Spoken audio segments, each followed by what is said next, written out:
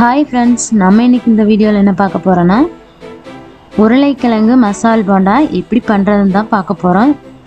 வாங்க வீடியோக்குள்ள போகலாம். இப்போது இந்த ரெசிபி செய்கிறதுக்காக ஒரு 6 உருளைக்கிழங்கு எடுத்துக்கோங்க. அதை நல்லா வாஷ் பண்ணிவிட்டு இப்போ இது மாதிரி ஒரு குக்கரில் சேர்த்துட்டு ஒரு 2 விசில் விட்டு எடுத்துக்கோங்க. இது இப்போது நல்லா வெந்து வந்துருச்சு. இப்போது இதோட ஸ்கின்னையெல்லாம் ரிமூவ் பண்ணிவிட்டு நல்லா கையை வச்சு மசிச்சு விட்டுருங்க.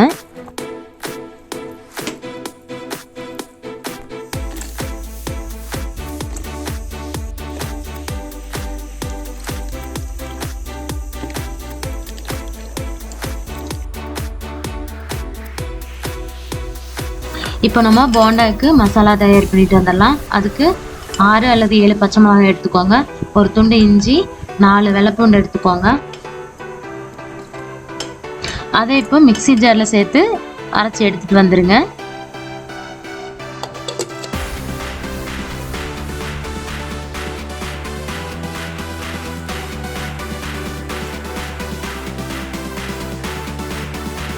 இப்போ அரைச்சி வச்சிருந்த மசாலாவை தாளித்து எடுத்துகிட்டு வந்துடலாம்.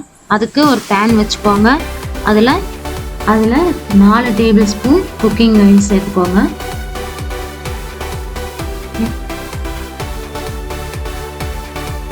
கூடவே 1 டீஸ்பூன் கடுகு சேர்த்துக்கோங்க. கடுகு பொரிஞ்சதுக்கு அப்புறமா 1 டீஸ்பூன் உளுத்தம்பருப்பு,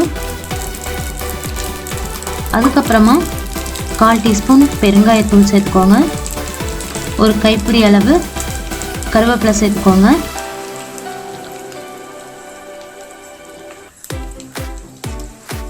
சேர்த்துட்டு நம்ம அரைச்சி வச்சிருந்த மசாலாவை இதில் சேர்த்துக்கலாம்.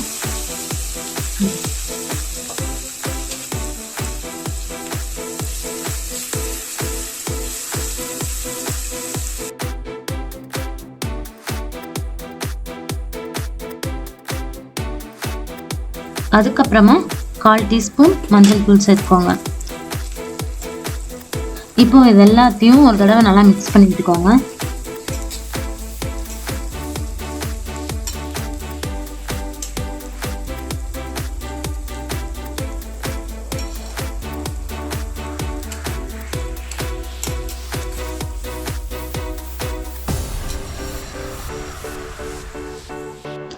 இப்போ மசிச்சு வச்சிருந்த உருளைக்கிழங்கு கூட அந்த மசாலாவெல்லாம் சேர்த்துடலாம்.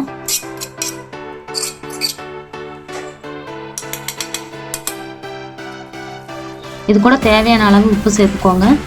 சேர்த்துட்டு நல்லா கையை வச்சு மசிச்சு விட்ருங்க. அதுக்கப்புறமா இது கூடவே 1/4 கப் அளவு மல்லித்தலை நான் நறுக்கி வச்சுருக்கேன். அதையும் இது கூட சேர்த்துட்டு நல்லா கையை வச்சு நல்லா பிசைஞ்சு விட்டுக்கோங்க.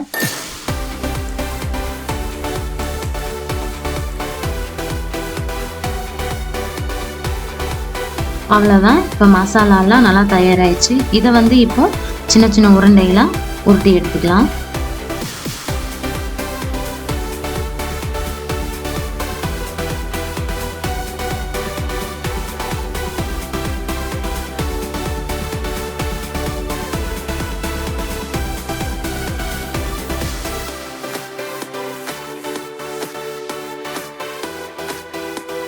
அவ்வளோதான். எல்லாத்தையுமே இப்போ சின்ன சின்ன உருண்டைகளாக உருட்டி எடுத்து வச்சாச்சு. இப்போ நம்ம மாவை ரெடி பண்ணிட்டு வந்துடலாம். அதுக்கு 2 கப் அளவு கடலை மாவு எடுத்திருக்கேன். 500 கிராம் அளவு இருக்கும்.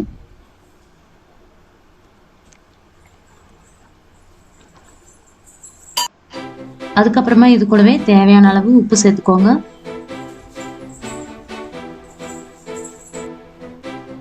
கால் டீஸ்பூன் மஞ்சள் தூள்,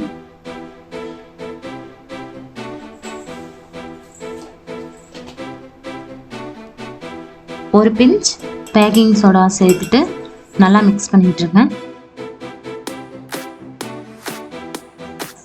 இப்போ இது கூடவே கொஞ்சம் கொஞ்சமாக தண்ணி சேர்த்து நல்லா மிக்ஸ் பண்ணி விட்டுருங்க. ரொம்ப தண்ணி சேர்த்துற வேண்டாம், ஓரளவு கொஞ்சம் கொஞ்சமாக ஊற்றி கரைச்சி எடுத்துக்கோங்க.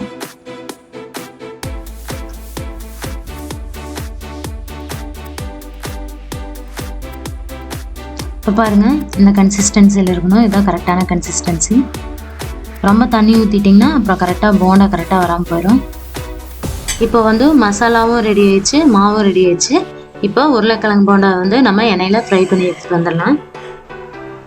இப்போ ஒரு கடாயை அடுப்பில் வச்சுக்கோங்க. அதில் வந்து தேவையான அளவு எண்ணெய் சேர்த்துக்கோங்க. இப்போ நம்ம உருட்டி வச்சிருக்கிற மசாலாவை மாவில் டிப் பண்ணிவிட்டு அப்படியே எண்ணெயில் சேர்த்துக்கலாம். பாருங்க, அந்த மாதிரி சேர்த்துங்க. ரொம்ப அழுத்தம் கொடுக்க வேணாம், மசாலா உடஞ்சி போயிடும். அதனால் லைட்டாக டிப் பண்ணிவிட்டு அப்படியே எண்ணெயில் சேர்த்துருங்க.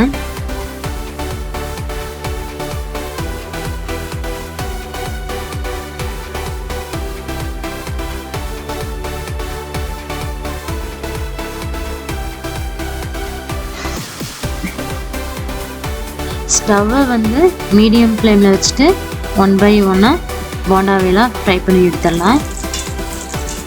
போண்டா உள்ளே சேர்த்துட்டு திருப்பி விட்டதுக்கப்புறமா மறுபடியும் ஒரு 5 நிமிஷம் இருந்தால் போதும்.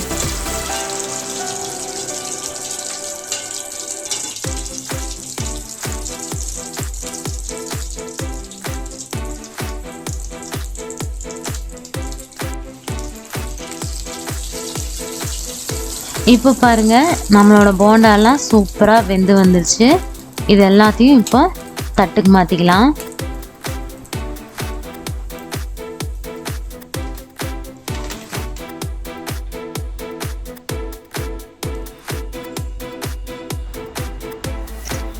இப்போ பாருங்க, நம்ம ஸ்டஃப் பண்ணின மசாலாலாம் எவ்வளோ அழகாக வெந்து வந்திருக்குன்னு பாருங்க. செம சூப்பராக இருக்குது. கண்டிப்பாக நீங்களும் ட்ரை பண்ணி பார்த்துட்டு எப்படி இருக்குன்னு கமெண்ட் பண்ணுங்கள், ஷேர் பண்ணுங்கள், சப்ஸ்கிரைப் பண்ணுங்கள்.